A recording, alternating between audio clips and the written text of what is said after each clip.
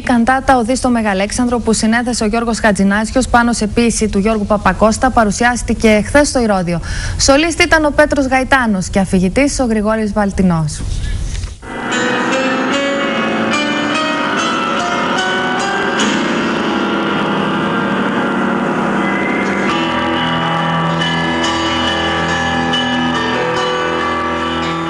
Η οδή στο Μεγαλέξανδρο είναι ένας διάδρομος για να περάσει κανείς μνήμες της ιστορίας, λέει ο Γιώργος Χατζηνάσιος, ο οποίος συνέθεσε το έργο πάνω σε ποίηση του Γιώργου Παπακώστα.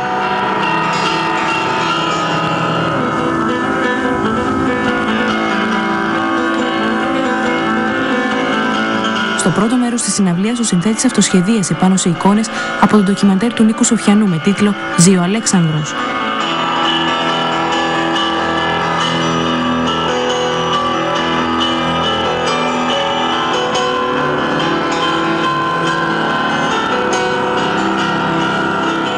Τη συναυλία παρακολούθησε μεταξύ άλλων ο Υπουργός Εσωτερικών Προκόπης Παυλόπουλος, ο Υπουργός Οικονομικών Γιώργος Αλογοσκούφης, ο Υπουργός Υγείας Νικήτας Κακλαμάνης, η Υπερνομάρχης Αθηνών Πειραιώς Φόφη Γεννηματά και ο Γραμματέας της Κεντρικής Επιτροπής της Νέας Δημοκρατίας Βαγγέλης Μημαράκης.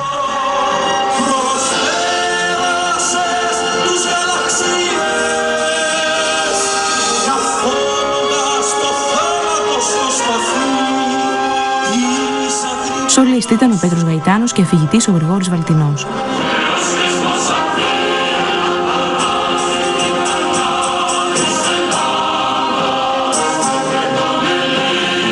Στη συναυλία συμμετείχε η Συμφωνική Ορχήστρα Εναρμόνια και η μεικτή χοροδία Φόντ Μουζικάλης υπό τη διεύθυνση του ίδιου του συνθέτη.